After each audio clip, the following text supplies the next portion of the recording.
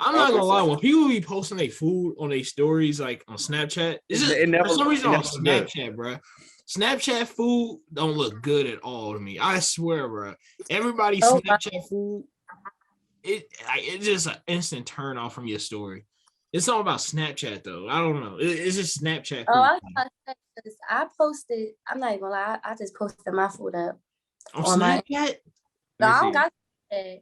Oh, I posted on my Instagram story, but okay. I thought you meant Snapchat. I was like, Snapchat food is nasty. Why does it only look nasty on Snapchat? Bro, I don't know. It's all about Snapchat, right? Huh?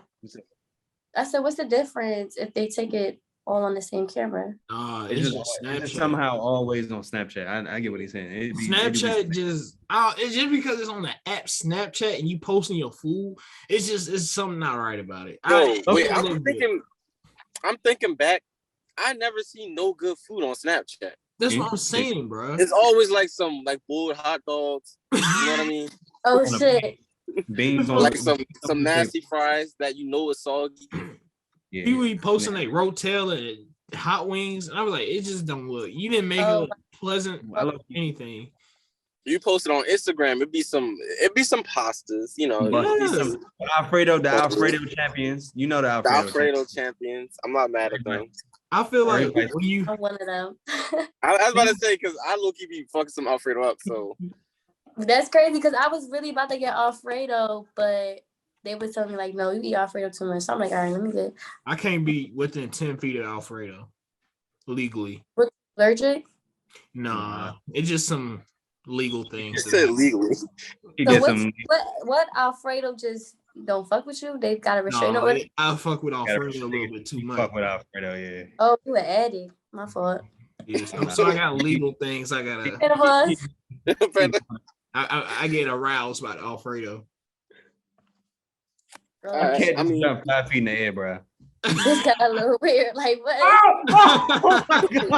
Bro, I honestly don't know what to say to that, bro. I'm not gonna hold. You don't say anything, bro. It's my court case. You know what's he done? Yeah, let's see it. I mean, I don't got pants on. Let me not angle it down. What's happening on this podcast? What is going on, bro? Like, I don't know what's going on. What is going on, bro? Bro, what is going on, bro? Come on, wait, come on. This is the first for the MisFits table. Oh my god! Wait, now we got to do the video. Tune into the YouTube for exclusive content. Yeah, yeah. Tune into the YouTube. I'm not gonna lie, I could watch this all day, but I really could watch this all day. Glenn, you should do more. Glenn, do more cat TikToks. I'm telling you, bro, you could blow up. I love your TikToks. I'm gonna do them. I should actually got a little bit of traction, just a little bit. You are now tuned in to the MisFits table.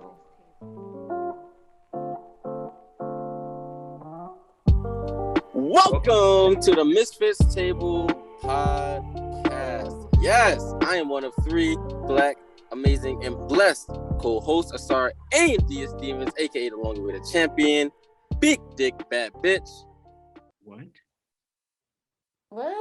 Are you into this? I got a dick. Call me Even Stevens, because when I be on the teams be uneven. Yes, aka the sleazy salesman, and I'm here with 3 amazing and also blessed co-hosts. 2. Oh, 2. My fault. What the fuck? nigga had a podcast. Hold on. It's the nigga chin in the flesh. It's me, your boy Glenn. No, as always, I come to win. If you fuck with me, I might hit you in your chin. You know, I rhyme all the time. Even when what? Even what? Don't give him all the heat too yet. Don't give him all the heat. That's how you know a nigga. That's how you know somebody ain't got nothing to say, bro. They just say, "Oh, I ain't gonna do this here." I tried to type it. It's okay. I ran out of material, but it's me, your boy. I'm here again. Another week.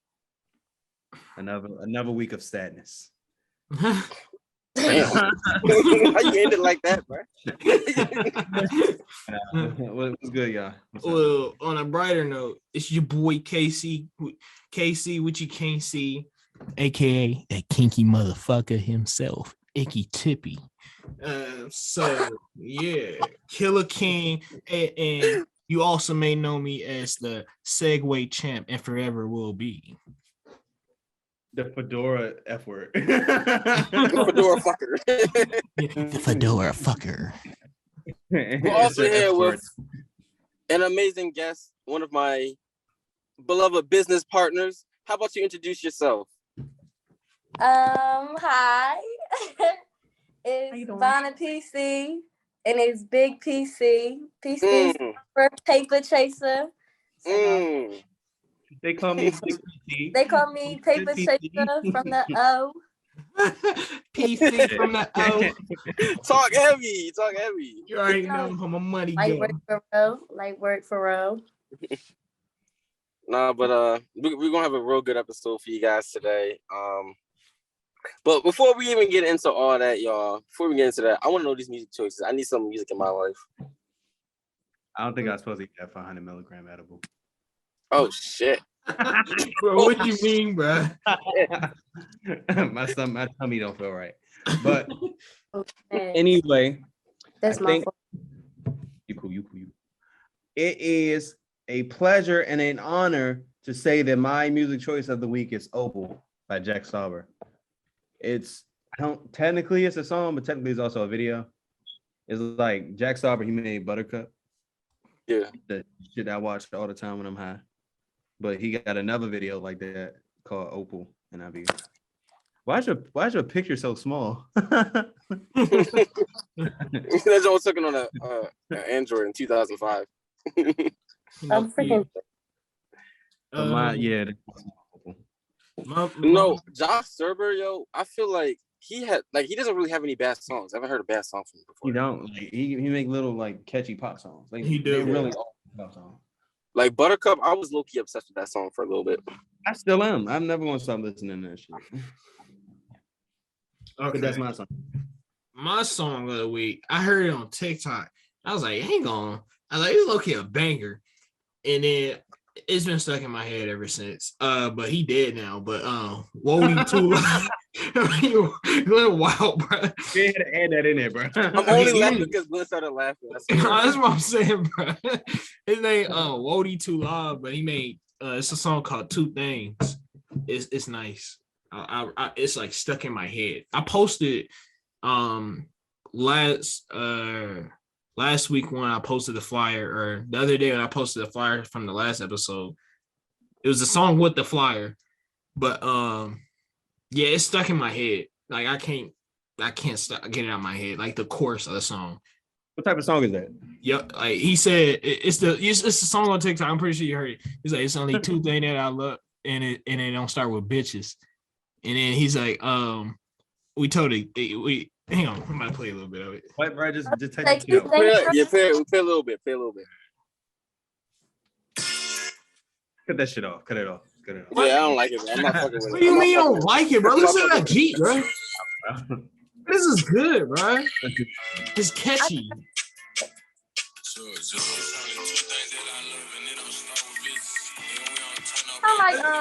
He sound like who?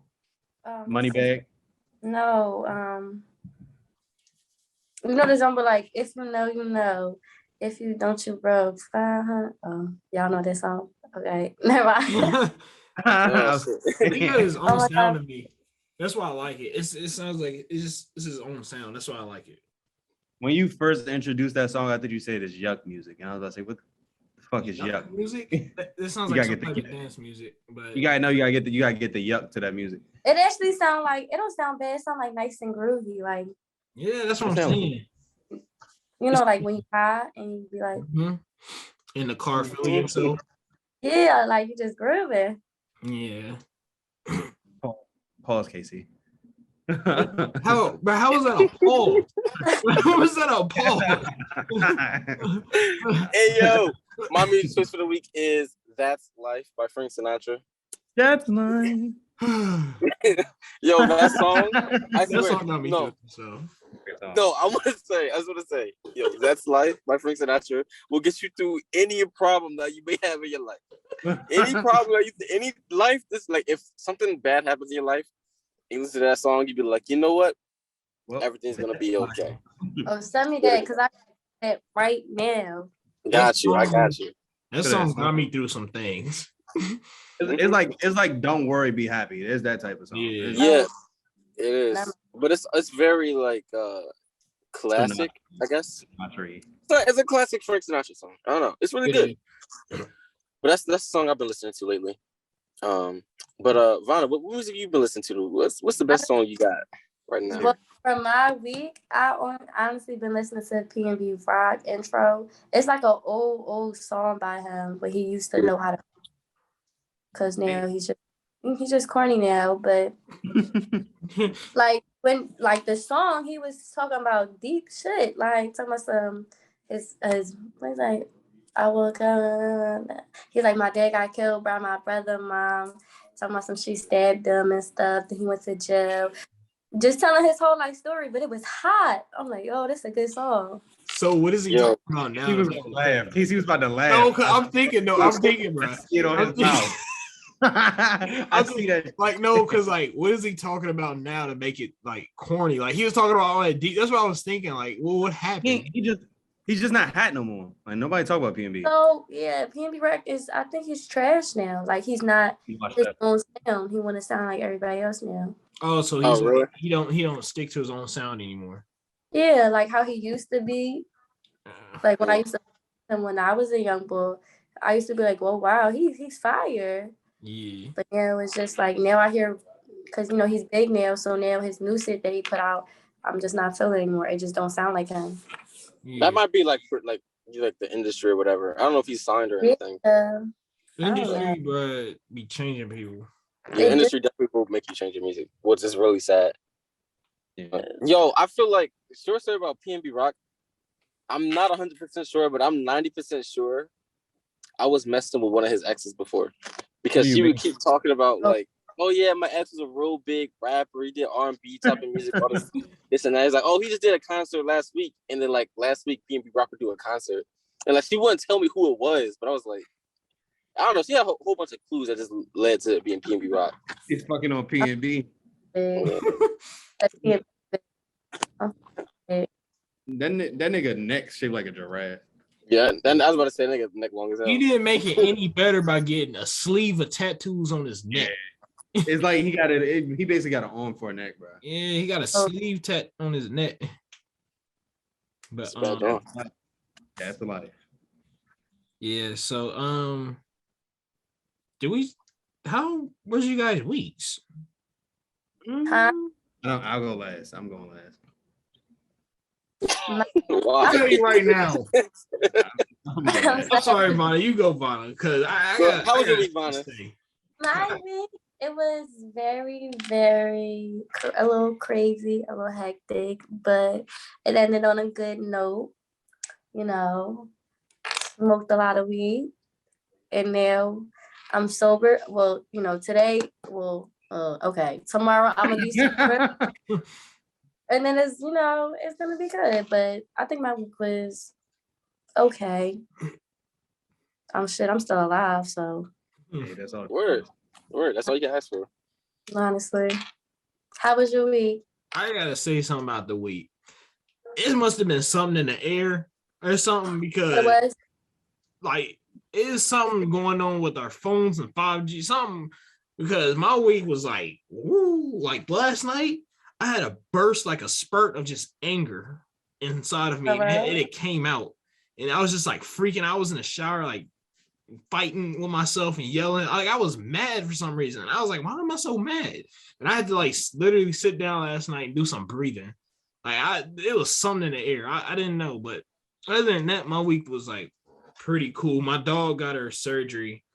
We got her spaded and we got her hip dysplasia surgery. Basically, it's this new thing where it lowers the risk like greatly for a big dog not to have hip dysplasia. Hip dysplasia is very saddening because my old dog had it and it was terrible. She can barely even get up. She used to pee on herself on the floor.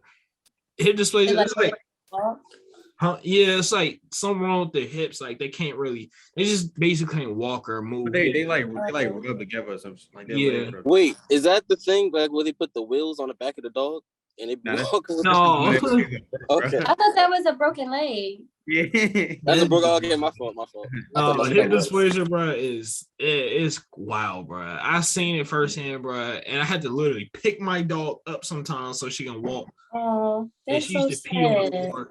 Like, yeah, so I used to sleep in the living room. She used to like pee in the floor on the wood and like the land to pee, and it used to be the most putrid smell. The worst smell I ever smelled in my life. So if you got a puppy and you want to get them, like, go get that hip dysplasia surgery. I'm telling you right now. So all dogs have it? It's common in big dogs. Oh. Yeah, big dogs.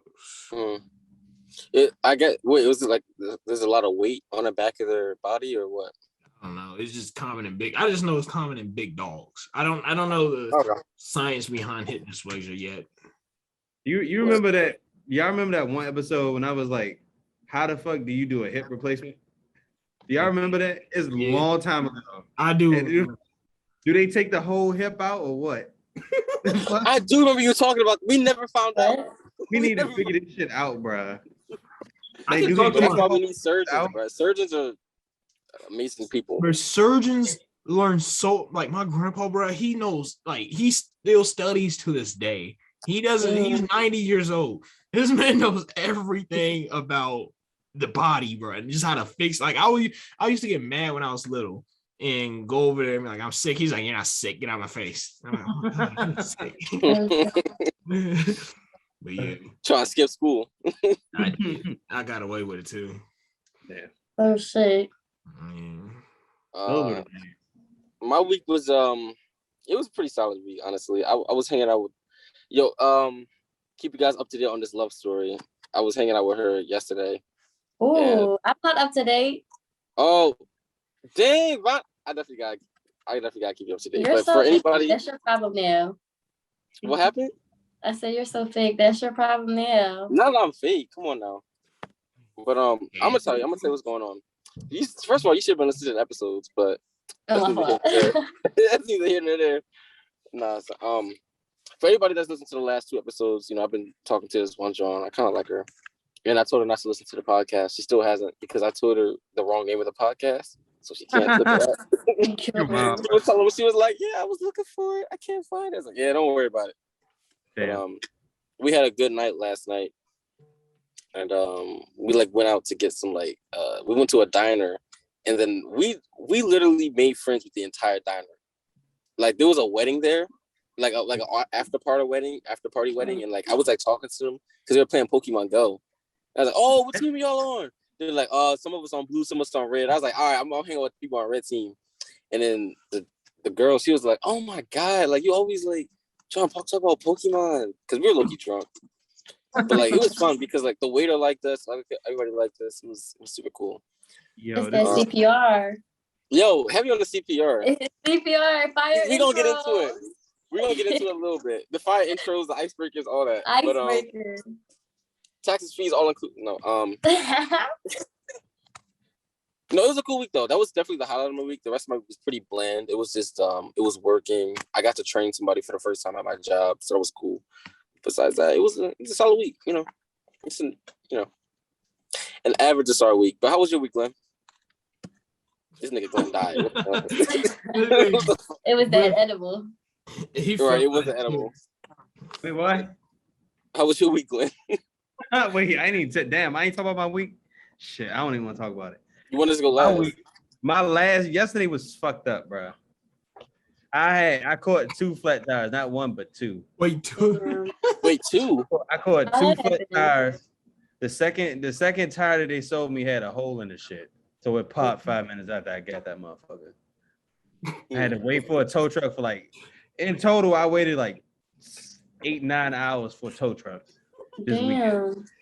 And my only plan was to go and get high in the goddamn woods, and I was high only to find out I had a fucking nail in my tire. But I'm alive, right? That's life. Yeah. That's life. Take forever to get to you, bro. They do. I don't know why they do that, bro. They outsource it. They outsource it. It's just be random niggas with tow trucks. Yeah, it was a random nigga. He gave me attitude too. I should have smacked his bitch ass. He made me mad as shit, bro. Like, yeah, you know, tow truck drivers be the worst. They always talking smart to you. They always say that attitude. I hated that. But luckily, I got you sometimes. They do because they be touching my shit. Yeah, and it's honestly. No, go ahead. You gotta know how to communicate with them. You gotta know how to really like talk to these like people. But I don't know. That just brings me into like this next topic that I'm about to get into. Ivana saw the segue. She saw the segue. That was a good segue. But like I said earlier, Ivana is my business partner. As you guys know on the show, I work in sales, and Ivana also works at the same establishment that I work at. And we're going to talk to you guys. We're going to educate you guys a little bit about just some like really like solid communication techniques, as well as the 8 steps, because the 8 steps of success will lead you to success. That's a fact. That's a fact. Yeah. Sell me these pins. Sell me all these pins right now. Well, my fault. How's your day? How you doing? I really like how's your day? First of all, like, damn. Oh shit! Wait. What you doing? Oh shit! Wait, I'm getting sold. We get sold. I'm good. I'm not buying what you're selling. I'm mad. Me and Rhonda both knew how to CPR too. But, we definitely did. We went for the same pieces. Yeah, that joint was you were low-key easy sell by saying that. My fault. I've noticed a star does that when he's out walking. You do that all the time. Yeah. You ask them how their day doing, or you make small talk. You motherfucker. You just be selling all the time. Everything in life is a sell. Swear to God. But so Vonna, how you want to do this? Because I never like thought about how we're going to talk about the 8 steps. Do you want to go through it as a guest, or you want to popcorn it, or what?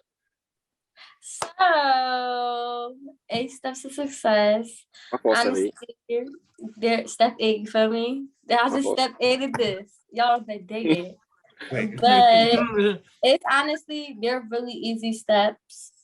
And it's just, I'm not saying it's common sense, but it is common sense. But I know the first one is bring a positive attitude. You can't go nowhere in life if you're negging out or you have negative vibes. What you put out is what you get back. Always. But it's another step that go with that. But I'll let Azar say number 2. You gonna let me say it? Okay. I'm gonna let you. Yeah, definitely step 1 is mad important. You know, keep a positive attitude. Like that goes with anything in life. But let me. He don't remember the steps, do he? No, actually, hold up, because I'm about to do the next 3 steps. Because I'm about to do the next 3 steps. Okay. Give him the next 3 steps. Let me give him the next 3 steps real quick. But because we can low key skip step 4, to be honest. We can skip step manage your teas too. Yeah. But step 2 to success. But first, let me give a little introduction to the steps of success too. Like steps of success, like I said, like it's not just in sales what we're in, but like just any industry or in life. Like you can use these steps to get you far. I swear, like I use it every day. There's a reason I want to. On y'all, he used step 8. I definitely step 8 them. I step 8 them all the time. Don't even you do. I bet you do. They don't even be noticed. They probably don't even notice you step 8 them.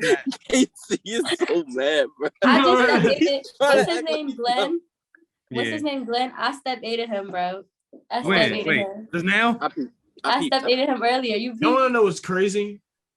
I allow you to step 8 me. Just because you allow what step 8 means. Casey is so upset, bro. I allow that to happen. There's no reason for me to fight it. I'm allowing you to have it because if I allow you, that means I have the upper hand. So who's selling who? You do. So you're right. Step 2. You always want to be on time for anything you do in life. You always want to be on time. And what that really means, you really want to be early because that makes you more of a, oh my God, that cat is adorable. But that makes you wait, the one time I turn around. The one time. No, tune into the YouTube for exclusive content. There's no way, Bonnie. There's no way, bro. No, you just gotta tune into the YouTube. Go deal. I'm freaking dead. It did knock it down. There's no way, bro. I was not expecting that one. A little jokey joke. A jokey joke. A little jokey joke. No. But yeah, step 2, you want to be on time, and really be on time means you want to be early to everything because you want to be reliable.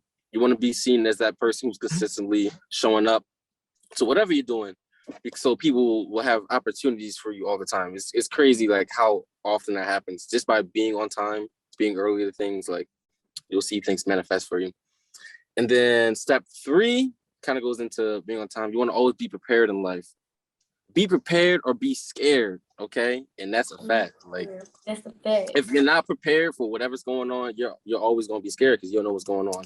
So just like, like if you were to go to school or whatever, without your notebook and your pen and your textbook and everything, like your teacher be looking at you crazy, you want to just take that type of mentality anywhere you go. What about your zippers? You always want to have your zippers. You don't want to have no loose zippers. That's a fact. All right. Can I have them like halfway zipped up? You're gonna go to jail. You can have it. Because I'm in between, like up and down. You can't do that, bro. It's a public area. Keep them guessing, guy. Keep them guessing. Yeah, definitely gotta keep them. Wait. But KC. Yeah. Well, let me ask you. What's step 2? What are you quizzing me for? I just want to know, bro. First of all, it's B. So the first step was have a positive attitude because positivity goes a long way. The second one is arrive on time. You always have to arrive on time to show your A game. Okay. So it may seem like I'm not listening or nothing's comprehended in my head because it's not. I'm not gonna lie, y'all. Can I be honest with y'all? What, bro? The spray came out my ass just now. Huh? The what? It came out my ass. Like I didn't like what, bro? Like I was listening to the steps, but I didn't think I was gonna have to repeat them. So I was like, okay, I just set him to the side. He just pulled it out of his ass. I thought he said a shoestring came out of my ass. Yeah, I thought he said something came out his butt. I don't know what you said came out your ass, bro. Oh, what? What do y'all think of me? And not much. I'll tell you that. Oh God, I'm not a weirdo. Yeah, but Ron, you want to hit the next? Hit the next 2. I'll let you hit the next 2. 4 we're skipping, right? Yeah. And then 5 is. Oh. Huh? Be quick on it. Gotta be quick. So I'm about to have step number 5. Come on. She's stalling. No, not me getting Aaron. Hold up. No, I know what step number 5 is. Yeah, we know what step number 5 is. Step number 5 is. Damn, what is step number 5? Like. Uh-oh. Step 5. Did I forget step 5? Tell me. Step 5. Don't send this to Aaron. I'm fucking dead. He gonna listen to it too. He gonna demote me. Yeah. He's gonna demote me. But step number 5 is positive attitude, be on time, be prepared, manage your teas. There's step number 4. We skipped step number 4 though. Yeah. You don't gotta worry about managing your tea because that's literally like something that's exclusive to. I'll just talk about that real quick. Yeah, it's just like managing your time and managing your territory. Like in door-to-door sales, what we do, you'll have to manage exactly what you're doing. Meaning, when you go out to your territory of like the field or whatever, like your house that you knock on, you just want to make sure you have like a solid game plan or whatever, so you know what's going on. You're modern merchants. Yeah. So Azar, why are you talking? Tell them step number 5. Oh, you want me to tell them step number 5? Yeah. I'm gonna tell them the rest. You want to tell them the rest after I tell them step number 5? I'm gonna tell them the rest. You just say step number 5. Okay. Yeah, I can definitely get into step number 5. Listen, step number 5 is a great step that it's affected my life in more than one way. It's affected my life outside of work. Does it not exist? Does step 5 not exist, bro? As a professional, you feel me? This step does not exist. It doesn't exist. There's no such thing as step 5. It's step 1, 2, 3, 4, 6, 7, 8. I guarantee you it's a listener getting mad right now. Like, how do you not know step number 5? Yo, which brings me to step number 7. Honestly, I'll let Vanna hit number 5 real quick. But this brings me to step 7. Yo, you gotta know your why in whatever you do. Know your why.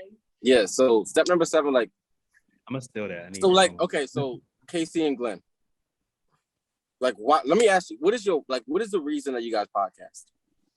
Because it's a fun thing to do. Stop me from killing myself. Huh? Personal. Well, I would say that Casey has a very strong why. Ooh, that's a damn. Yeah, it's a very strong why.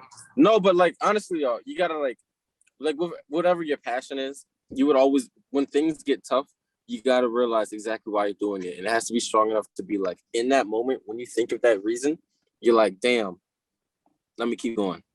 Yeah. You know what I mean? For sure. So like, for like me with podcasting, it's just like, I want to be able to have a platform so I can help people in whatever way that might be. But like my main, like everything I do in life, like really my main goal is just to be a philanthropist.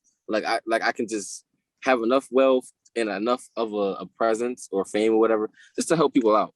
You know, started with my family and like my close friends, and then like my community and moving out to the world. So I don't know, like that, and just like even with the gratitude that Glenn has, I asked my step 7 or my why. You know, just being able to bring positive energy. Like we'll like talk shit the whole podcast, but the fact that it starts with like positivity and it literally ends with it's like a positivity sandwich. You know what I mean?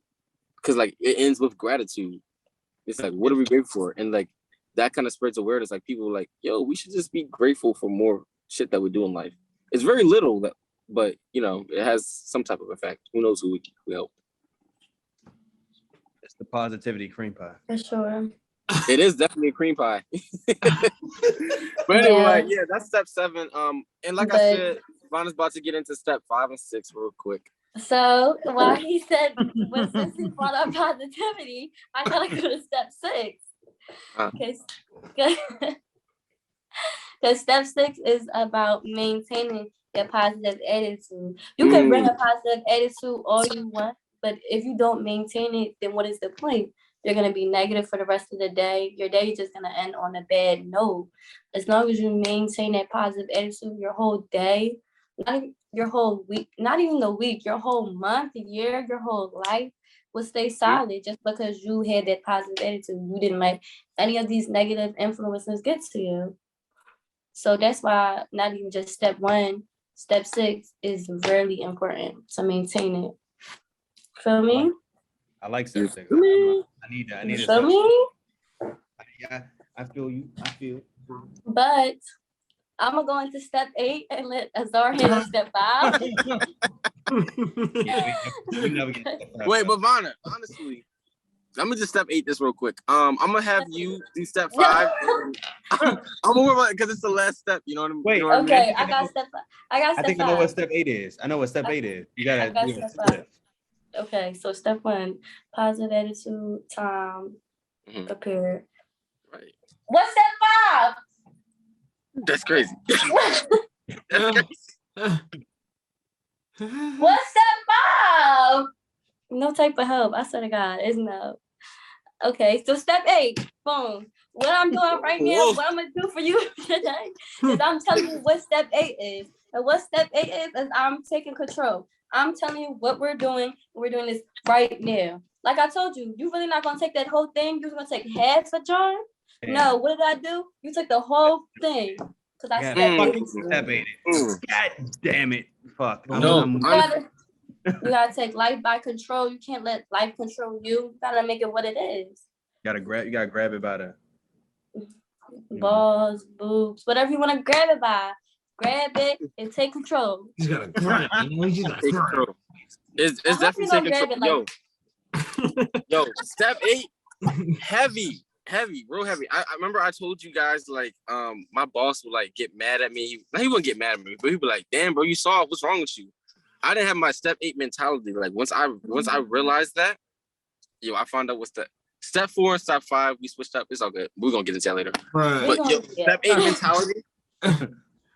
I just in the form of passive language.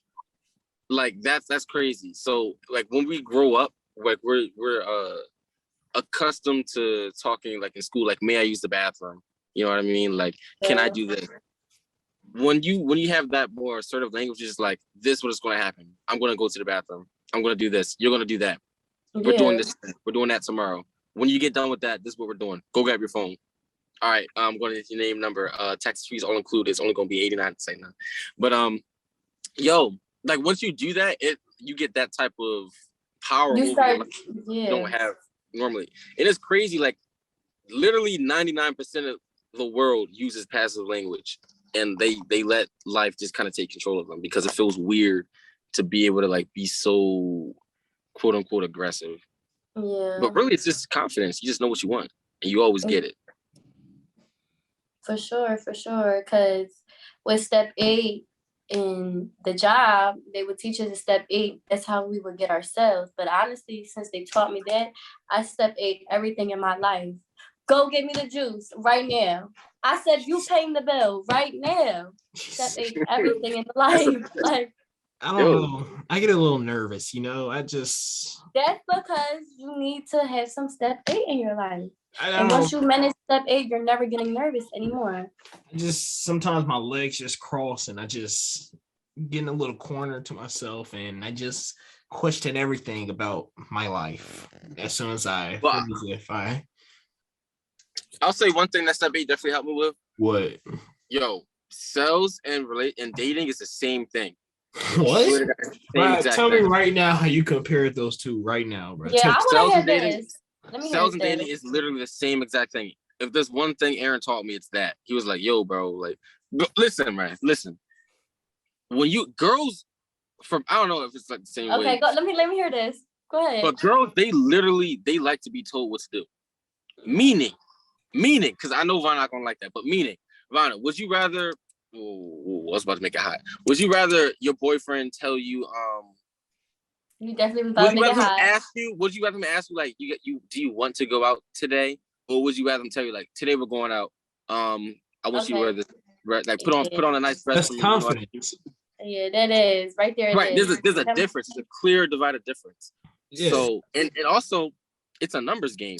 And in sales, you realize it's not really about like turning a no to a yes, but a maybe to a yes. And you realize it's like eventually somebody's gonna want what you got. Casey, you got the juice, bro. You got the sauce. Somebody's you got the whole package. Who, me? Yeah, the whole package. You got the whole package, bro. Somebody's gonna want you. Y'all want to know something crazy? It was a point in my time, like life, where I was overconfident. What do you mean? Like you was too cocky? I wasn't cocky. I had so much confidence. Like I could walk on air. Like that much confidence sometimes. There's nothing wrong with that though. It's nothing wrong with it. You should double that. You should double that, low key. Double that?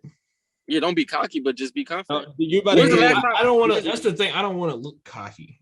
You about to create But Casey, think about it this way, bro. Why would you humble yourself for somebody? When's the last time you seen a confident person scared by somebody's confidence? Oh, I don't care what the image that people see. If I'm just like back, or if I gotta humble myself, I'm just gonna be me. At any point, I think I'm automatically a confident person, but I just don't want to look cocky because I know I'm like a automatically confident person. Like you see me just go up to people and just talk to people. I don't care, bro. Like I would go up and talk to them. Like that's confidence. Like I have it. There's no difference. Like you don't have to be being cocky is like deficiency. Being confident is something that's an attribute to yourself. It'll make people want to be around you. It'll make people trust you. You know you're being cocky if people just like, oh, this fucking guy. Yeah, like I get what you're saying. Yeah, I get what you're saying because sometimes I be feeling like I'm cocky sometimes because I always call myself the GOAT or like. No, that's nah. Let me big up Ron real quick. Yo, I never seen somebody make 7 sales in one day, make a whole record. I was like, yo, drop the tutorial. Hold up. I mean, it's just honestly, my advice to all the salesperson out there is step 8. Step freaking 8. I step 8 everyone that day. I said, no, we're doing this today. So what's your phone number and your name and address, whatever. That's a fact. And your mornings CPR. Assertiveness. You got to be assertive. Yeah, for sure. Let's not talk about the 8 steps too long. I also wanted to get just into like a little bit more of like the communication thing. Like you said, like the 20-80 rule earlier. I just wanted to talk about 2 things really quick in communication. That's it. Because I don't know, like this is like our podcast. We don't usually talk about this, so I'm gonna be quick with it. But Calvin Klein stance and panda pause. Yo, when I tell y'all I use these 2 things all the time in life, and it just helps me so much. So the Calvin Klein, like like in Calvin Klein like magazines, like they just be on the beach chilling. They be vibing, like they look like they have not a care in the world. You know what I mean? I know what you mean, bro. I get what you're saying. Thank you, Vonna. Thank you. Yeah, I got you. Thank you. Wait, hold on, wait. Just I had water fall on my laptop. I'm trying to vacuum that shit out. I'm trying to research what? You're trying to vacuum water, bro? What is going on, bro?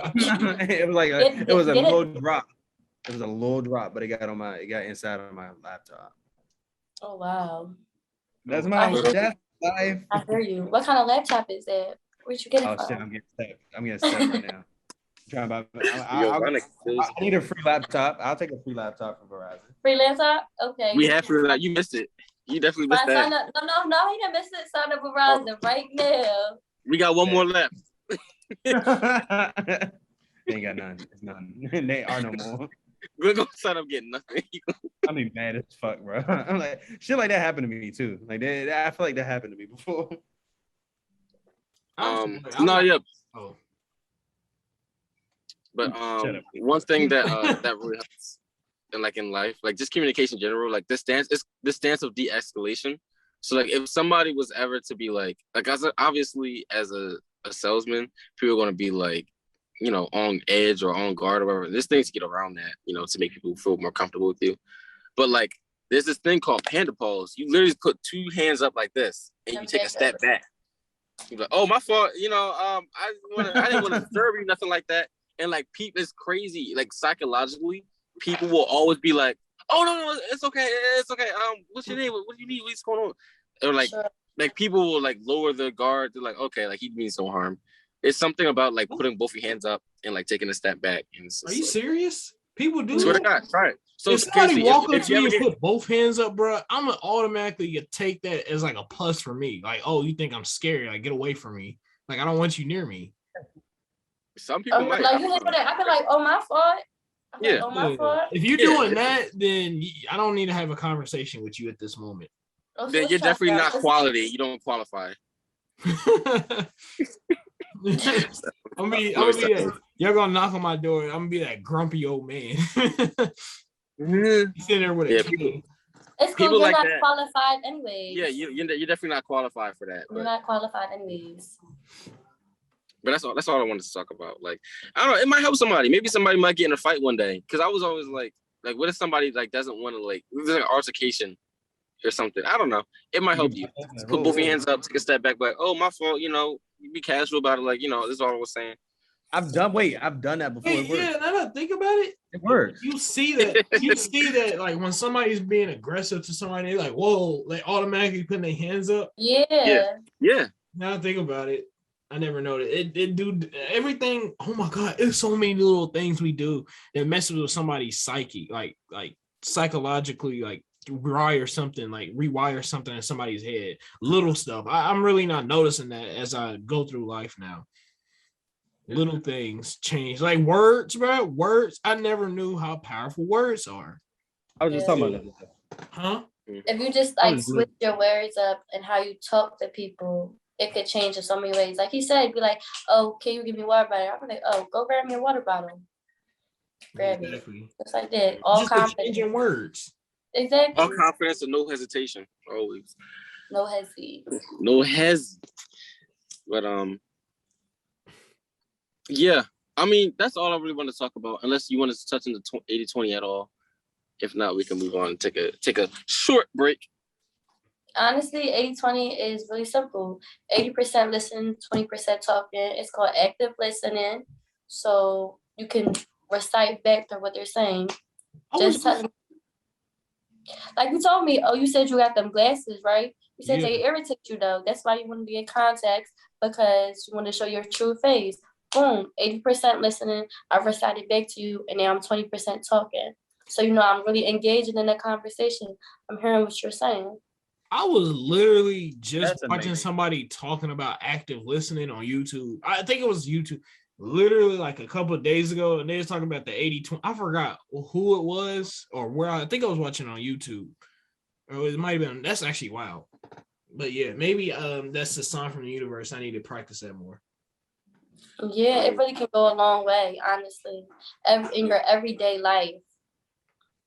Yeah, and y'all, a lot of these things, like, they're not like fucking like they're very simple things. It's just something like if you actively practice it, like. I feel like I really like this job because like I was forced to actively practice it. Like it was like somebody literally on my back every day. Like, why aren't you doing that? Why aren't you doing like you're not really communicating as efficiently as you could. Like that's what really helped me get better. But like this is like if you're not in sales, you don't really have to do that all the time. But it would affect you in a really positive way if you just think about it every now and then. Like, oh, maybe I should be listening more and talking less, or maybe this might help me. Like, let me de-escalate this situation. Little things, but that's all I want to talk about because I know we don't necessarily talk about this on a podcast, so it might be a little new perspective for people. I have a quick question for you. Is this why? Did you think about this before, like going into this type of work? Like, did you know that you? I mean, did you expect to get this out of it? I guess. Like, no, honestly, like I thought I was like about to start doing graphic designs and shit. Mm-hmm. And like they started talking about like all this like entrepreneurship and like communication and business. And I was like, okay, I mean, I like that too. So I'm gonna do this. For a little bit. For sure. What about you, Vaughn? Honestly, I just was applying to jobs. And they called me back for an interview, asking me why I wanted to work here. I didn't even know what it was, but I honestly blanked it. And so they start breaking down like he said, the business to me, told me it said business, entrepreneurship, and they do teach a lot of skill sets and teach you the back end and how to run a business and communication skills and everything. And that's what I want to do. I want to open up my own hookah lounge. So that's why I'm at this job, so they could teach me all the skills that I need to learn from it. So discounts on a hookah, got you for sure. Slide to Miami. We definitely. I was about to say we definitely popping out into Miami. Yo, Vanna, you invited to the yacht party. You gotta provide this for sure. Yeah, and the hooks on deck. Oh. Yeah, we should be sponsored by you, low key. Hold up, we're gonna talk about that. But yeah, we're gonna take a little break, and then we'll be back on the back end episode.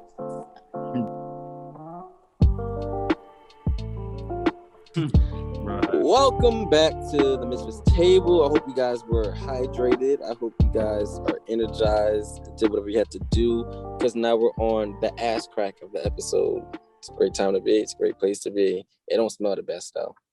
But we're talking about so Vanna here, our beloved guest, is a Buddhist, and she's been a Buddhist her whole life, if I'm not mistaken, right? Yeah.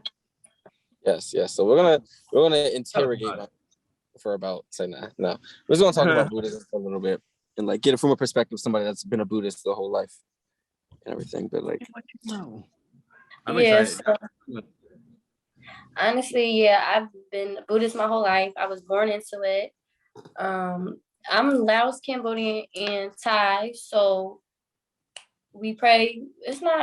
I don't want to say we pray, because at the same time, we're literally meditating. We say the same chants. We sit down. We look at the Buddha statue in front of the monks. The monks are chanting in the microphone. Then we sit down and we're chanting back to them. Everything that they're saying, we're repeating back. And it's just like getting rid of those negatives off of you. Just chanting so positive can come back and they will be forgiven. Not forgiven, but I don't believe in that. I believe in reincarnation. Your chants, right? Like, what is your? Do you chant Nam Myoho Renge Kyo? No, I chant in Laos or Thai. What is that? It'd be like Ganang Sasabai Ganang Sasabai, and we just pray and I sit down. Wait, What does that mean? Like, so good night and success about it. That is just like, I hope I'm saying that right because I don't really speak it fluent, but I know that part is just like bad, go away, because we repeat it. And honestly, we sit there for like hours, like, because I know we always go early in the morning. We would get there like 8 o'clock, and we would not leave until 3 or 4, honestly. Because when we sit there in our first half and we sit there for our first half and we just chant. And then we have all these other rituals that I don't want to call them rituals, but like we do, with the holy water, they put in like a little, not bucket, but a little bowl, a silver bowl with flour. We use flowers to dip it in and use the flowers to put it back on everybody. And then it's this thing called Dukbat. And what that is we just give back to like all our ancestors, everybody that died, and the monks and everybody.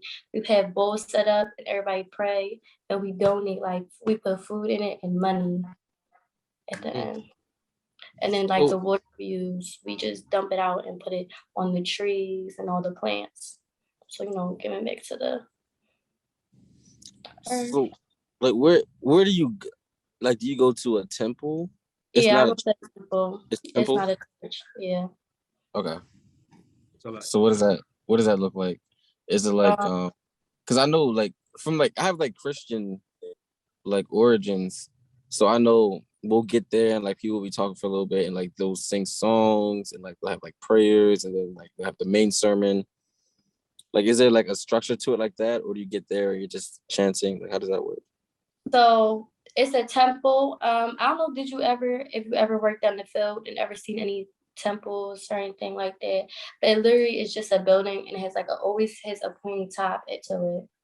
Always. They have Chinese temples, regular temples, but I go to one up North Philly or Southwest. But our structure every day is we prep the food because we feed the monks there too. I don't know if y'all know what monks are. Do y'all or no? Yeah. Can you explain? I want you to explain it, please. Yeah, explain it for the viewers. Yeah, so the monks are basically, I don't want to say old heads, but like they're older guys, like the elderlies, that they know a lot about Buddha, and they go back and forth, not saying because they don't talk to him, but they know how to chant him. They live in the temple. They teach back to like little boys because girls can't go in the room with the guys or anything. We can't get taught by the monks. It always has to be a guy. I'm gonna come. Why do you think? Why is that a thing? Yeah. Honestly, it's because I always thought it was sexist, but they always said the woman has, cook, clean, we take care of them. We can't be, because the monks is like literally not in charge, but because it's always Buddha first and then it's the monks. But the monks are right after Buddha, so they know what to do. They telling everybody how to do it. They in charge of the prayers, the meditation and everything. And we always give back to them. So they always say that the woman has to cook and clean for them, which I always thought was weird though. But wait, okay. I have a question. So me, I don't necessarily have a religion. So like if I walked in there and I was like, yeah, I studied like Nichiren Buddhism for a little bit, like help me out, like what would they do?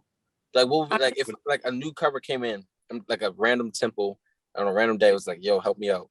Like what would happen?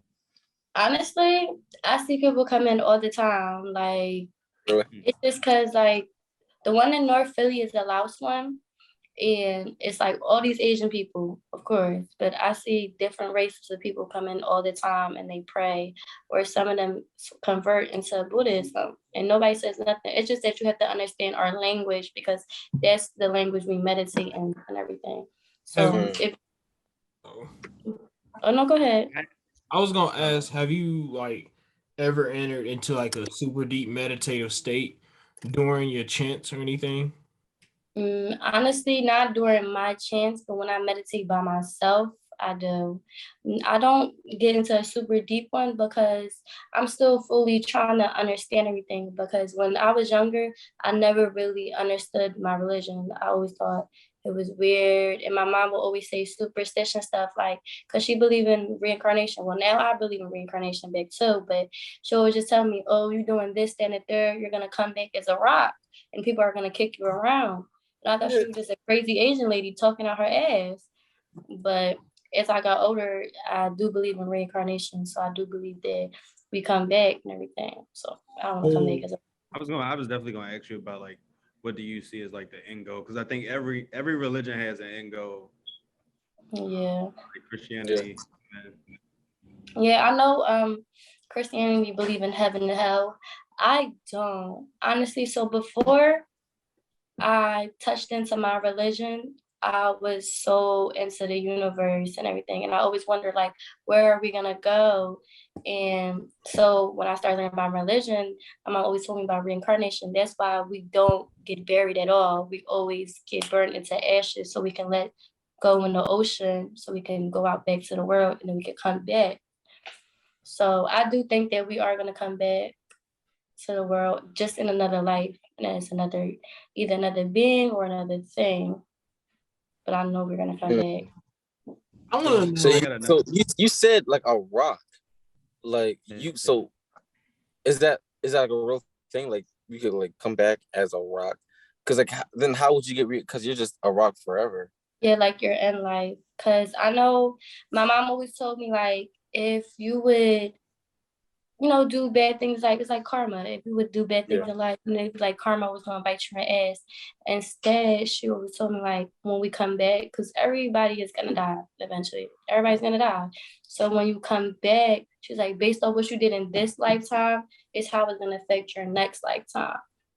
So she always told me if I was bad in this lifetime, because I used to be bad as a kid. I used to fight and everything. She always told me that I'm going to get my karma back in my next lifetime. And this, I'm going to be a rock or something bad. Or like my next life, like whoever I am in my next life, will be in a bad state. Like, I don't know, probably in the streets, prostitute. I'll probably be a whole guy or something, doing something bad. So does that mean that there are no like good or bad people? Like, are people like, because in like Christianity, you got good people, and then you got bad people to heaven or hell. Yeah, I typically in my head, I don't believe that it's no. I don't think it's good or bad people, but I do think that people make bad choices because at the end of the day, somebody they decided if they wanted to do that or not. Like, you didn't have to go kill him. I mean, it could have been for a good reason that he's a rapist, and then you killed them, but instead you still took a life. Yeah, I always think too. This is me personally. Right.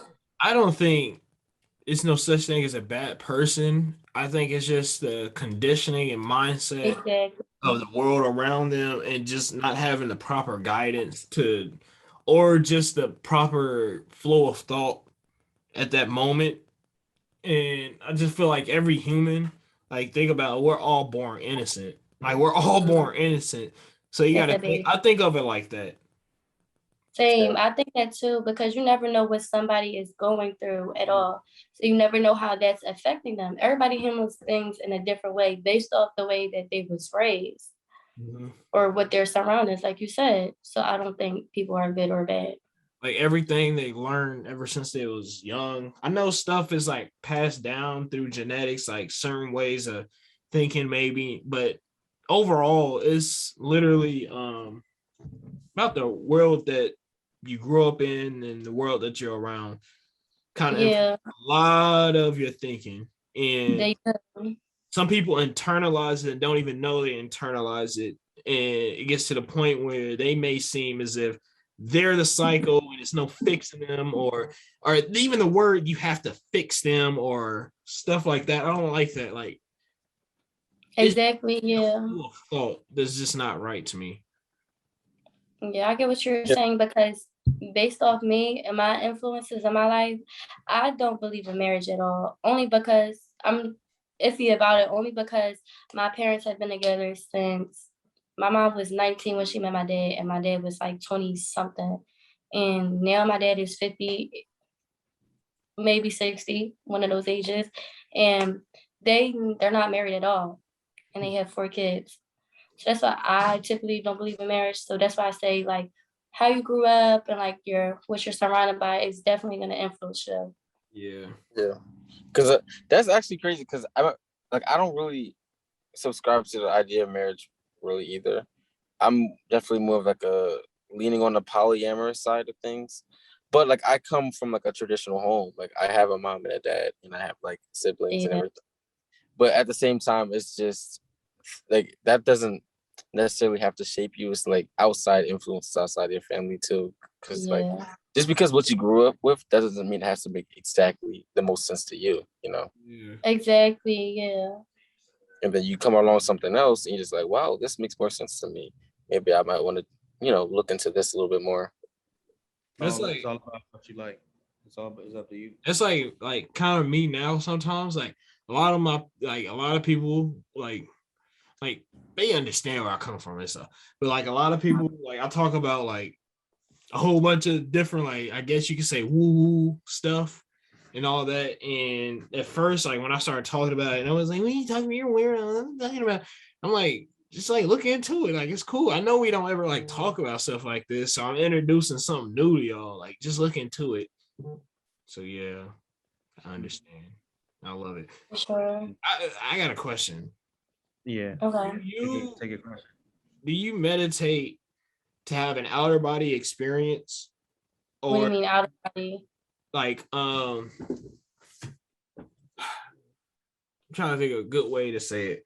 So like you remember when I said like those deep meditative states, do you ever have like outer body experiences to like almost like astral projection or just you're a part of the universe? Yeah. You feel a part. Yeah, feeling as if you're just like completely apart with everything that is created right now and everything that is living. So when I meditate, I like meditating by myself when I'm at home. Like, and honestly, I love to smoke before I meditate just because it makes me feel more open-minded. Like I feel like I can understand everything more. Like I can understand, but it just makes my mind more open. So when I meditate, I do honestly feel like I'm more with the universe. Like I don't want to jump into our next topic, but it just makes me think about everything and how the whole world is and how everything is aligned, everything connects together, everything is connected together. So it just makes me sit there and think about it. Sometimes I be thinking like, never mind. I have a question. Say it. I don't know. Sometimes I just be thinking like, damn, is everything I'm doing worth it? Like if we all, come back, so like, why am I working so hard for it? I don't know. And that leads me into the next topic. Do you think that this is a simulation? I think this is a freaking simulation. This is a simulation. Do you? I talk about this all the time. Yes. I really believe that this universe does not mean shit. I was literally talking earlier, like everything I do really just don't matter because at the end, I'm just gonna die. I'm here for like a blip. Like I'm a blip in a whole scheme of things. Yeah, honestly, but like even if you are a blip, like it's a things like let's like enjoy the blip. That's what I'm saying. I get that. Listen, enjoy it, because like nobody can really necessarily like determine. Like I don't know if reincarnation is real. I don't know if heaven and hell is real. I'm just a fucking human. I'm fucking confused. What's going on? If I'm being honest, I'm confused. But like what I do know is like I can control like how enjoyable this life is. Yeah. If I get another one, all right, cool. I think like that too. But if I don't, then I know that I at least stayed true to myself and I tried to be my best self, or like actively working to do that. So I don't know. I would just like enjoy it. And we can get into like the theories of simulation and everything, but like just on that, like I would just say like fuck it. Like just enjoy it. I got something before I forget it. What's up? I feel like we connects me. I think like we pulls the veil from the simulation. Like it shows you that this is fake. Because when I'm high, when I experience new shit, I was like, I'm not supposed to be experiencing this. Like I'm not supposed to be seeing this right now. and this shit is. Glenn, I want to do acid with you so bad, bro. Do it, bro. Like I feel like Glenn. I feel like me and you did acid together. We would low key discover something new, bro. I swear, bro. I got an old soul or something, bro. Because I be seeing through the veil, bro. I feel like a wizard now. Yeah. Oh my God, yes. Like that's why I love to smoke before I meditate, because it just opened my mind. It made me start thinking about everything. Like this world is so fake. Like everything is better with weed. Like, I'm not gonna lie. That's one reason why I literally can't smoke by myself, because I get exploded with all these thoughts like that. I go through all these crises and everything in my head. He gotta let the thoughts out when he's the type of nigga. It makes me start thinking about everything. Yeah, I have to let it out, and I don't have nobody else to let it out from by myself. So I like try to call them and stuff, but same time, that's why I was like, I can't by myself get like super high. All right, I don't like smoking by myself because I'm the same way, man. Too. But I tried to meditate too, and my meditation hit too hard. I don't like my meditation hitting that fast, that hard, because I literally be having like visuals and stuff, and I don't like it sometimes. Like when it hits too hard, and I'm not worried, like ready for it. I'm serious, and like, yo, KC, do you remember the LED light that turned into a snake? Right, he grabbed up the nigga, bro. What? Bro? We had all. Okay, I'm gonna try to explain it as best as I can because me and Casey were high as fuck. I swear. But we're at Lincoln University at that time. We were smoking. There was a bunch of niggas in the room, and there was an LED light. And me and Casey just imagined it just turned into a snake, and we were like, "Oh my God." We had so many questions for like, is it a mythical thing? Has it been here before us? Wait, was I there at the same time? Was I there? No. But at the same time, we realized that the fucking snake. Wait, it was a snake? Or... It was evil, and it gripped up one of the biggest niggas in the room. Y'all was fried for sure. Yo, no, we were fried as hell. You know that shit was, but no, I understand. Like, I understand what KC means because I'm honestly the same way. Yeah. Like when people were like, "Oh, you want to smoke?" I'm like, nah, I get anxiety. I can't smoke. That's not really the truth.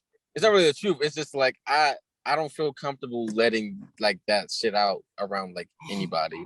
I can only let it out with y'all three niggas. That's what I'm saying. Like it has to, like, because it's too powerful to be.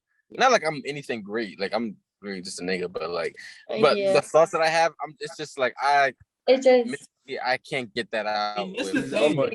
Like when I see people like smoke like all the time, like get super hot, and they just sit there and just like they abuse it, bro. They be abusing. I'm like, you're not. They don't think about nothing. Yeah, I'm like, you're not using you're given the power to have explosive creative thoughts, and you're just using it for nothing.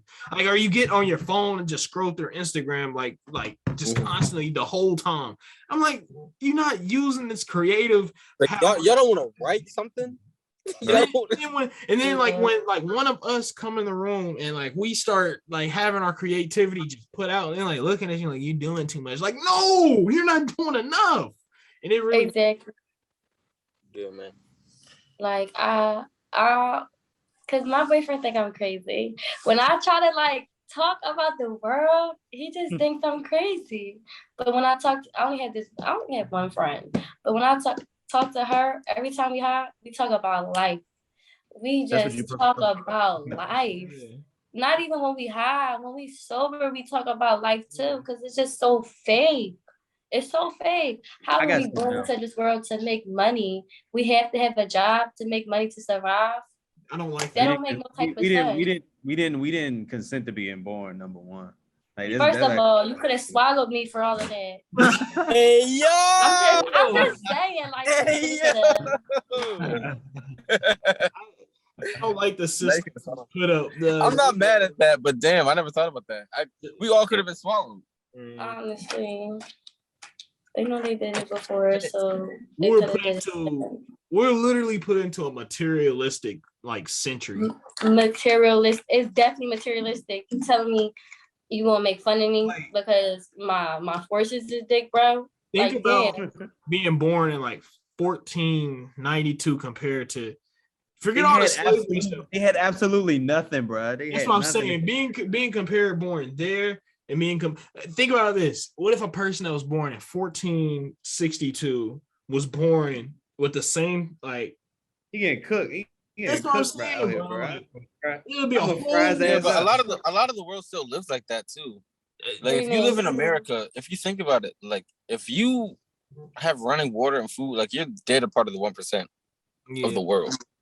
Yeah. So most of the world is still living, not exactly like getting cooked and shit. I hope not, but you know, we have it pretty fucking good. Whoa. I was just thinking about that. So I went on this 7-mile hike today in the woods, and I was thinking about it. I was like, what if an indigenous tribe just came out of the woods right now and just stood up and just looked at me? I'm like, what would they think about what I got on and what I'm doing right now on my cell phone? Like, what would be their thoughts? Because they're living in a whole nother world, but it's living in the same time period. Like a whole nother world. Like they think about their thoughts about the earth, I guarantee you, are like 10 times different. I wouldn't say 2 times different about how I think about there. They're probably 10 times more connected rather than how I'm connected through this fake connectivity. It's like almost like advancement. Almost I don't feel like it needs to be this way, but it's almost like advancement needs you to like be disconnected in a way. Yeah. I've been saying this. Like that's how they make it seem. That's how like the world tech leaders, the billionaires are making it seem, because there's little Caucasian or whatever. But that's like the world that we live in. I've been saying that since middle school. I kid you not. Like I literally, when I seen my little sister, bro, I seen my little sister saying like, I want an iPhone. I want to like be on Instagram and Snapchat and all that. And I'm like, why do you want to be in a fake world? Like, why do you want to be in that fake world? And I did. I swear to God, for the longest, I did not like. I still don't like social media. And I'm like, it's not real. And I saw it when I was little. I was like, it's not the real world. And everybody. Here's the question. Though. Why is it addicting? Why is it so addicting? Because you create it's the gratification. Yeah, that's what it is. It's like the fucking beautiful, the colorful likes and the comments and like, oh, I got this many views. It has happening right now. You're like, oh wow, I'm popping right now. Reality, bro. I'm popping right now. My posts are getting likes right now. Who the fuck thought of this, bro? They're actually they're like bad people. But no. It wasn't intended. They knew what they were doing, but they didn't know it was gonna have this. Yeah. They knew what they were doing. Honestly, they did that to promote like phones and everything. Because we need internet, phones, just to get more money out your pockets. You know why? Because the government, they don't want us to know the freaking truth. I don't want to say too much because I don't want nobody to smoke me. But I'm just saying, like, hey, yo, it's really wait. What's the name of that documentary? Social Network or something like that. The social dilemma. That's it. It goes into that, like that whole thing of like they knew what they were doing. They knew like they were messing with like human psychology. Just how we're talking about. Think about it. And just in communication, this is a very old sales technique. Like just the panda pause, but like, hey, my fault. I didn't mean to come up on your door like that. Yo, people have been studying this for years, centuries, man. Yeah, like, and like it's only a matter of time before it gets to technology. Honestly, it's a bigger impact at this point. If you have some type of creative ability and you understand the human psychology, you can take over, because they do it with the food industry. They understand the human psychology, and they said, oh, what if I can mess with the human psychology in food? Like, bruh, like this, like if you understand a human, like I was thinking about this earlier too. I was watching a dog whisperer. What's his name? Daniel Caesar. No. Yeah. No. Wait, Daniel Caesar. It's Caesar Milan. Caesar Milan. I was thinking about, and I was comparing how he understands why he was called a dog whisperer. He understands animal psychology so good that he's able to just walk up to an animal and just instantly understand what the animal is saying to him and communicating through his language, through their language to our language. And I'm like, humans do this to each other all the time, and we don't even concentrate. Like, we don't pay attention how the rest of the world is trying to talk to us. Like trees are constantly talking, like leaves and trees are constantly talking to us, but we look past it all and just instantly just go human and human because there's so many of us. And I was just thinking it gets deeper than that, but yeah. Can I ask y'all something? It's kind of about the world. So, do you guys believe in mermaids? Fuck yeah. I mean, only because there was periods of time where there was no recorded history. We will never get this stuff back. So it's a possibility. And then there's places we've never even seen yet in the ocean. We've seen more of the moon than we have of our own oceans. Yeah. Yo, that's actually wow. Honestly, there's nothing that I can't believe in. I tell you all the time, I'm a fucking human, bro. Like, we all out here just being a human. Like, nobody knows shit. So if somebody tells me there's a mermaid, who am I to tell them they're wrong? That's right. You can't tell them because who knows? Who the fuck knows? Bro, I never seen a mermaid. How am I going to tell you there's no mermaids? Do y'all believe that they were like, huh? What did dinosaurs sound like? I don't they know. look birds. They probably did sound like no, I hope that. I don't know, but it's so many unanswered. Like, how will humans be 10 million years into the future? We will never be able to see that, bro. The Andromeda Galaxy is gonna collide with the Milky Way galaxy in approximately like 5 million years or something like that. You just fucked up my head, bro. The universe is constantly. Do you understand?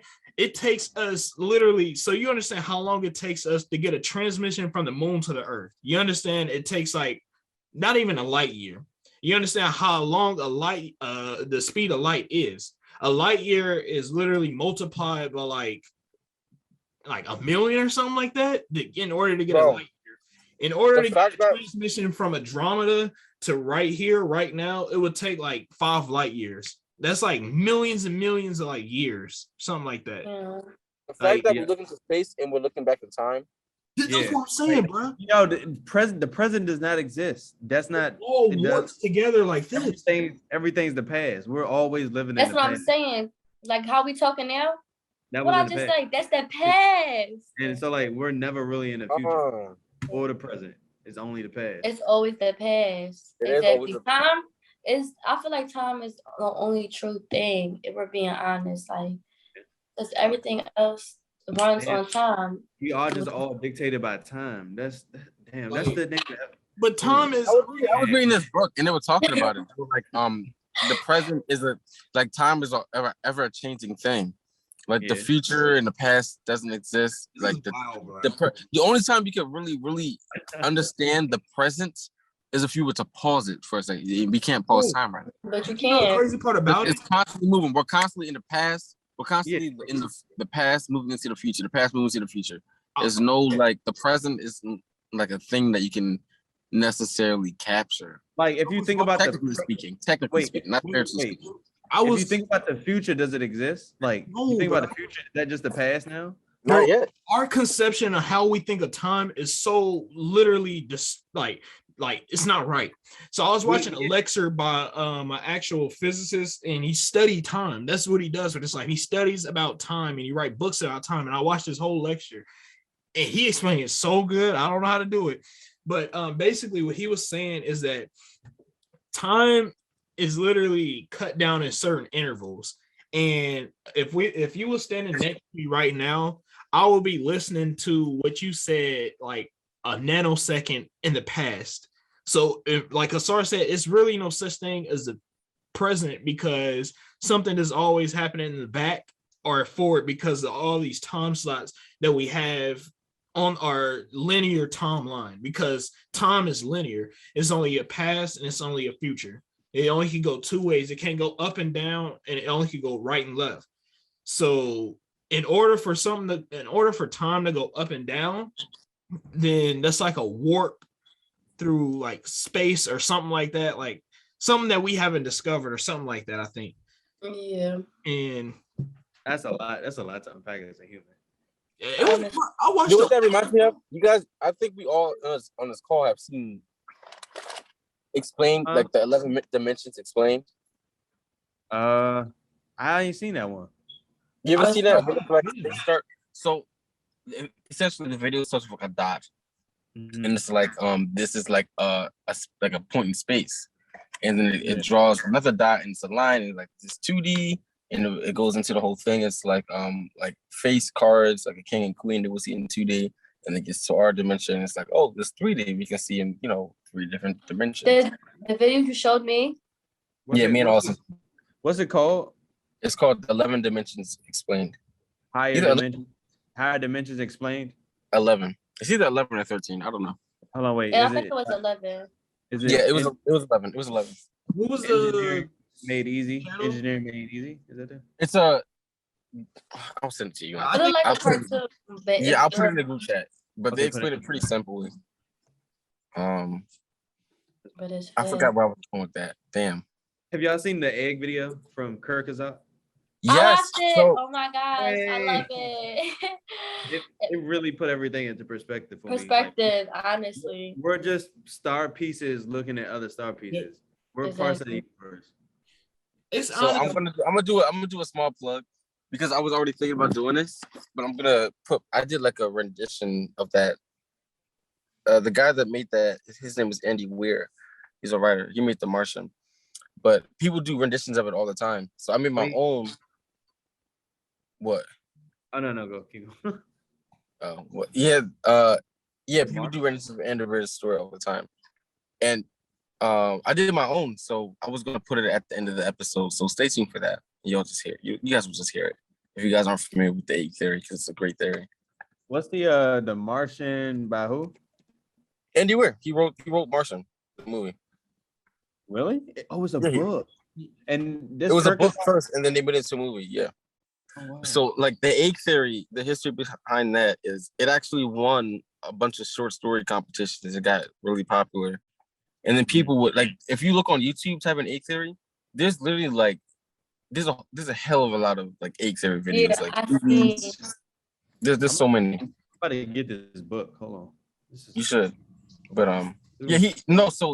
egg theory is literally one short story. He has a book of short stories. Jesus Christ. So and that's in The Martian, right?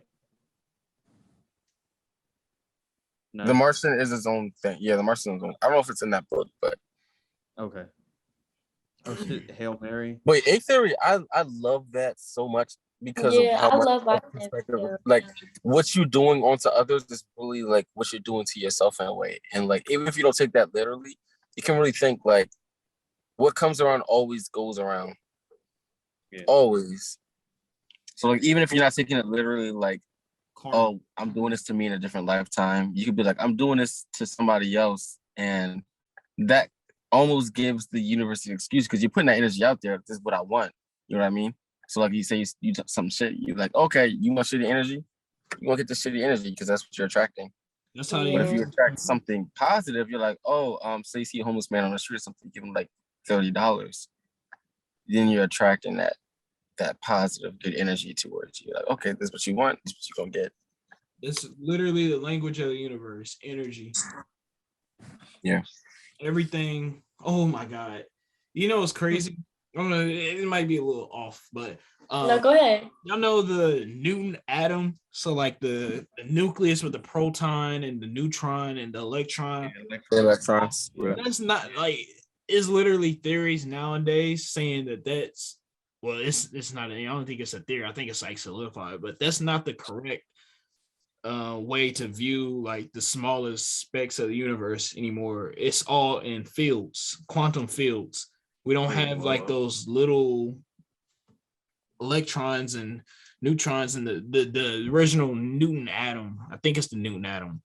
But everything moves in fields, and when I talk about like stepping into different frequencies and stuff and fields, like when you talk about that, you're talking about these fields that always move around us constantly, and words travel through these fields too. And when I remember in one episode I was talking about how you basically attract what you want, anything you want in this universe, how you literally, you know how you talk about the law of attraction, and it literally goes through like scientifically speaking, like through these quantum fields, and the quantum fields literally come to you for whatever you thinking up here, literally. So like when you have like a thought about like say you have a thought, like this constant thought, and you desire it real bad, and say you like wanted $1 really bad. These quantum fields that we live in the universe, literally will attract itself to whatever you're frequently thinking about. See how I said frequently, like the frequencies that you're thinking about and the field that your brain. It's so hard to explain. But here's a question: what do y'all feel about consciousness? How do you explain consciousness? What would you, bruh? I wasn't bringing that up right now, bruh. That's a great Jesus Christ! It might be a next episode, bro. That might actually. That's no. If we get into that, that's a whole different thing. Oh my God! What? I believe in minds. I listen to minds all the time.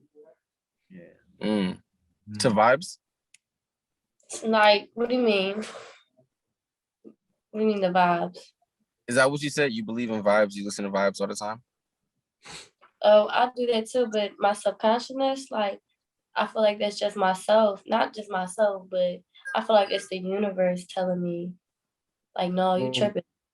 But then where does that like exist though? Like, is that in your head? Is it in? No, I don't think it's, when they say it's your subconsciousness, I don't think that. I just think it's the universe talking to me, like talking through me to tell me that I'm like tripping or something.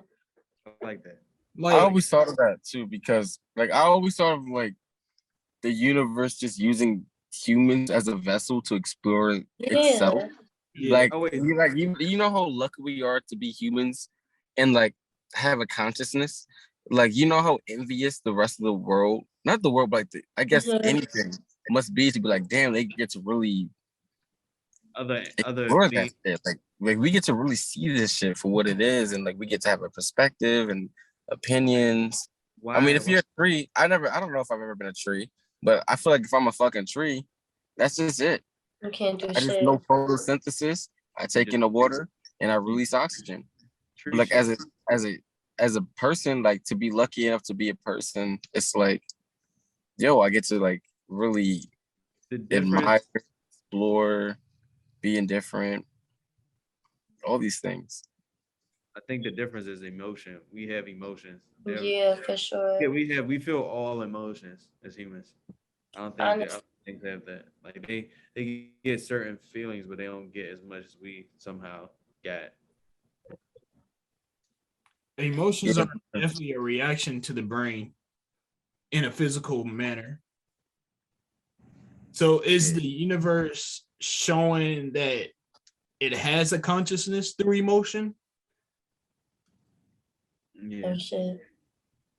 that just made me think. I'm not even gonna lie. That just made me think. Wait, what was it? It was emote in action, right? That's what an emotion is a reaction to the brain in a physical fashion. So is that the universe showing us that it has a consciousness through our emotions in a way? Yeah. Absolutely. Because what else has emotions? I mean, like animals have emotions. Animals have emotions, but at the same time, we can break down our emotions, unlike an animal when they go straight to and follow. Well, I mean, if we're able to think about our emotions and understand that we're having emotions, that must be the universe telling us that it has somewhat of a consciousness and is showing us that it has a consciousness. Therefore, that's it. The universe spreading out its consciousness back into itself. That's what I'm saying. Like a vessel almost. Like obviously we're a part of this shit. Like there's no reason to have, the whole ego death thing. We can get into that. That's a whole different thing. But like, it's assuming that you figure that shit out, right? The ego death thing. We're a part of the universe. Blah blah blah. Yo, when you like realize like we're like in this shit, like you realize you are this shit. Yeah. And that's why I say like we're so lucky, because everything is this shit. But for some reason, humans, we get to be like, yo, let's like find out what's going on. Like just this conversation itself is like a very lucky thing. And honestly, I always think life is on this planet and in the whole world. You know what I mean? I always think about this too, that we don't sway away from everything else that's on Earth. Like humans are closely related to a lot of different. Recently, I was just watching the documentary about mushrooms. How close we are related to mushrooms. How close we are related to trees. Like for God's sakes, we need trees to survive. Like the universe created the trees. Like, but we just have that extra oomph. The universe just gave us that extra oomph. So can I say something real quick? Yeah, go ahead. So, and how we was talking about, how humans, we do experience emotions and things. So what do you feel about dolphins? Because they have 20% in their brain. We only have 15, right? It's 15, right? Or is it 20? Those percentages don't really matter because we still got certain things that they can't understand, like why are we still the smartest animals. The dolphins are still very intelligent. And very intelligent, yeah, but on their own scale, they need to get rid of those percentages because that percentage account for a lot. But the thing between dolphins and humans is that humans have an ego. Humans have ego problems. Dolphins, you don't see dolphins they may have egos, but you don't see them with huge ego problems like humans. We literally fight wars with each other over egos. For freaking land that don't make sense. It belongs to everyone. That's what I think about that. Like we have the problem with the ego, and I feel like other creatures on the planet, a lot of different creatures, they figured out that problem or never had that problem. I feel like or part of the brain that the universe didn't give them. I feel like if the universe was to spread out the ego with multiple creatures, just see how bad. Can you picture how bad it could get? Because that's what I'm saying. Like to be that one fraction of a percent, but it's almost like a blessing and a curse to have an ego, have a consciousness, to be aware. Everybody knows how to control it. You can't choose that. Like once you have it, you have that forever. Yeah. You can't feel any other experience. You trying to do some DMT? Yeah. I think that's a good time to end. Listen, because this conversation going forever. Ron, I would love to have you on again. But it's getting long. Yes. Next time I'm gonna be fried. I'm grateful for this episode. And with that was the perfect segue of the show. Thank you very much. Step 8. Come on, step 8. He said 80. But I just want to say that I'm grateful for this amazing conversation. An amazing guest. Thank you, Vanna, for being here. You're hilarious. Thank you for the joke that you made earlier too. This one about my dinner. Yo! Tune into these two for exclusive content. I swear to God, y'all. Exclusive content. But no, I'm very grateful that we can have conversation like this. This was like very awakening and like enlightening. This is a very good conversation. For sure. Thank you for that. And with that, who wants to go next? Thank you guys for having me here. Follow me on my Instagram, Vanna PC, TikTok, Vanna PC, Twitter, Vanna PC. Heavy. Just like that. Sturdy. I'm gonna leave it like that. I just want to say that I'm grateful for our guest, Vanna. Vanna.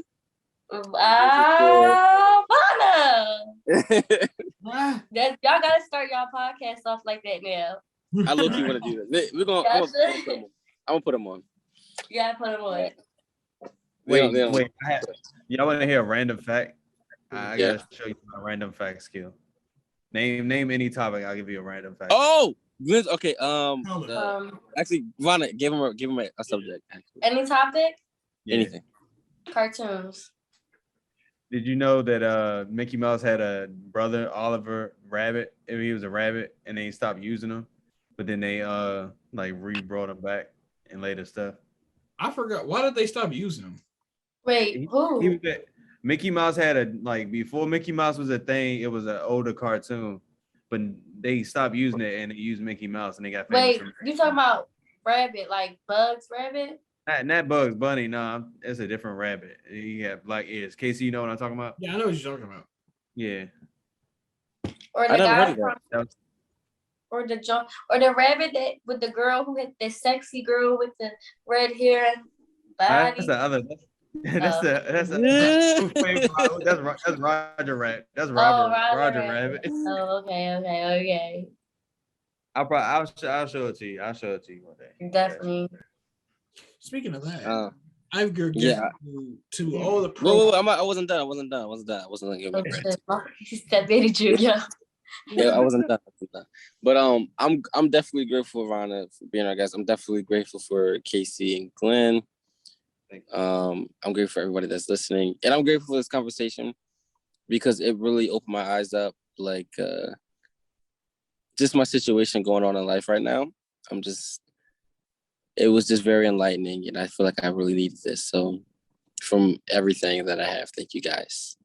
You're welcome. Yeah. Anyway, go ahead, Casey.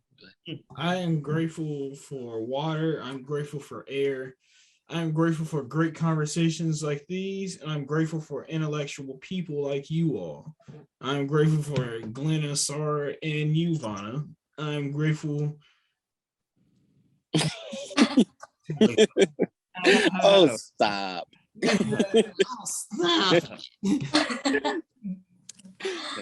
Casey, you gotta do the Smeagol. You gotta do the Smeagol one time. I forgot how you sound. Oh, bro. You gotta do it one time for our guests, bro. No, Every let me hear it. Every guest we have, you gotta do one Smeagol voice. Stupid habits. Oh my god!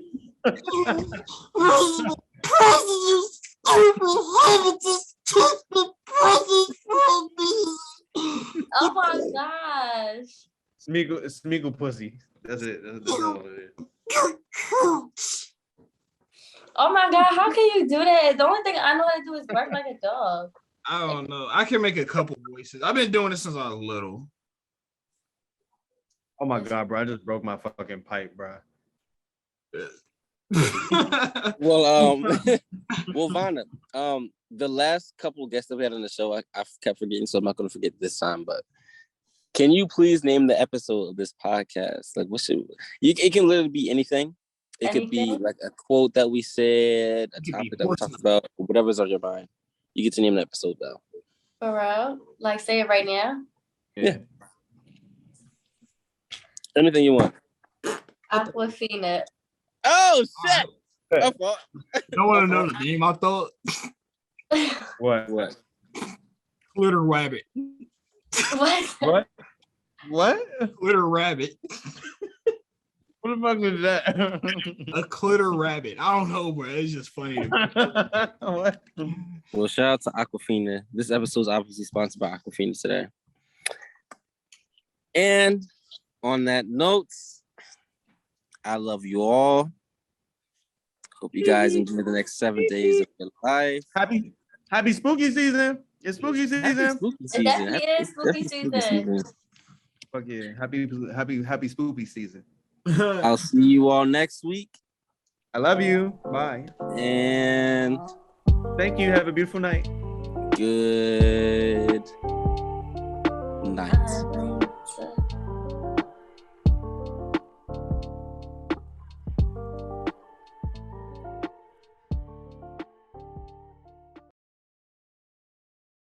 You were on your way home when you died. It was a car accident. Nothing particularly remarkable, but fatal nonetheless. You left behind a wife and 2 children. It was a painless death. The EMTs tried their best to save you, but to no avail. Your body was so utterly shattered, you were better off. Trust me. And that's when you met me. What happened? You asked. Where am I? You died, I said matter-of-factly. No point in mincing words. There was a truck. It was skidding. Yup, I said. I died? Yup. But don't feel bad about it. Everyone dies, I said. You looked around. There was nothingness. Just you and me. What is this place? You asked. Is this the afterlife? More or less, I said. Are you God? You asked. Yep, I'm God. My kids, my wife. What about them? Will they be alright? That's what I like to see, I said. You just died, and your main concern is for your family. It's good stuff right there. You looked at me with fascination. To you, I didn't look like God. I just looked like some man or possibly a woman, some vague authority figure, maybe. More of a grammar school teacher than the Almighty. Don't worry, I said. It'll be fine. The kids will remember you as perfect in every way. They didn't have any time to grow in contempt of you. Your wife will cry on the outside, but you'll secretly be relieved. To be fair, your marriage is falling apart. But if it's any consolation, she'll feel very guilty for feeling relieved. Oh, you said. So, what happens now? Do I go to heaven or hell or something? Neither. You'll be reincarnated. Ah, so the Hindus were right. All religions were right in their own way. Walk with me.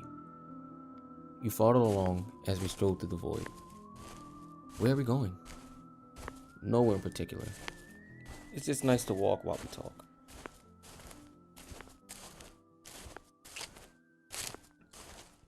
So, what's the point then?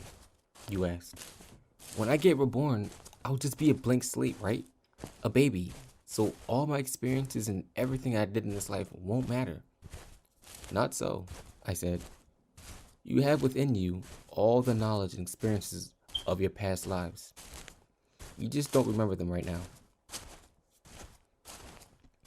I stopped walking and took you by the shoulders.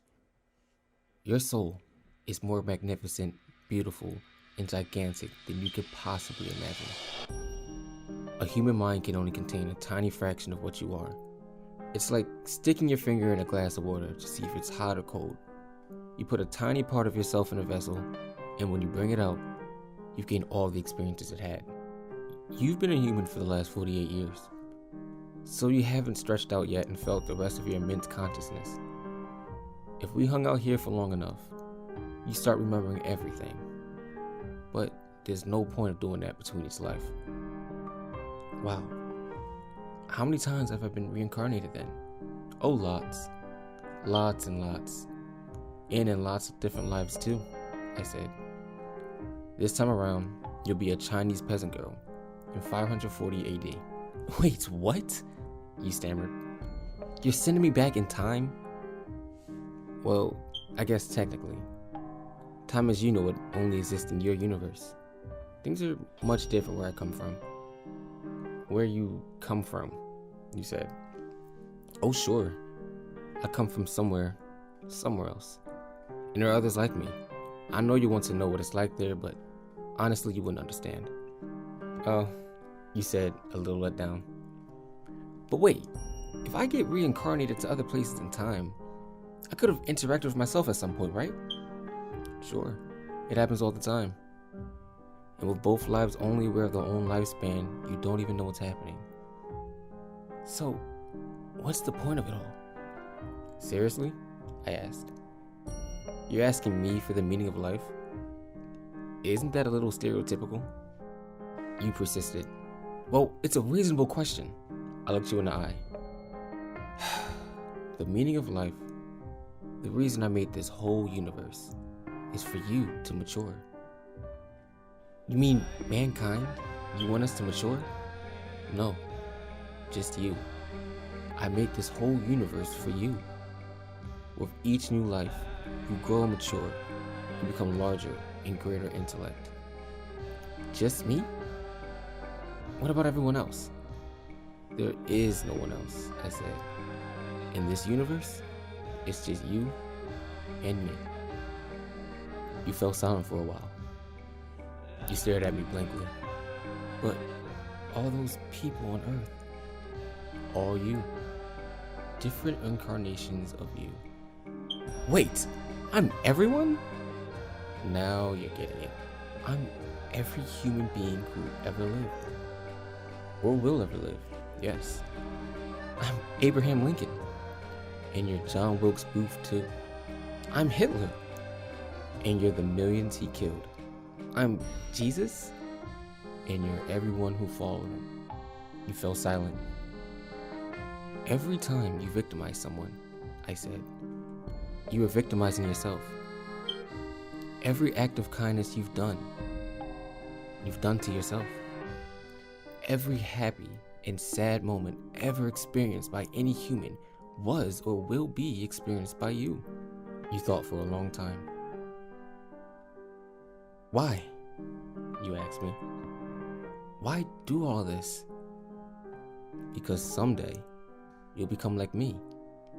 Because that's what you are. You're one of my kind. You're my child. You mean I'm a god? No, not yet. You're a fetus. You're still growing. Once you lived every human life throughout time, you have grown enough to be born. So, the whole universe, it's just an egg. Now it's time for you to move on to your next life. And I sent you on your way.